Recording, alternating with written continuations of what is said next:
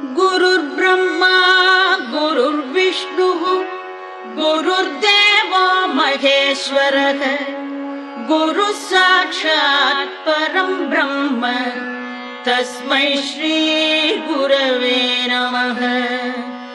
अखण्डमण्डलाकारं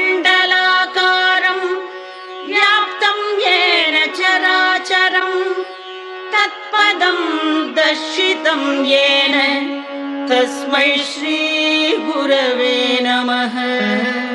अज्ञानतिमिरान्धस्य ज्ञानाञ्जनशलाकया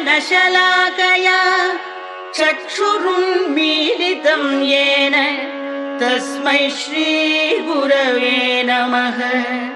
स्थावरं जङ्गमं व्याप्तं येन कृत्स्नं चराचरं तत्पदं दर्शितं येन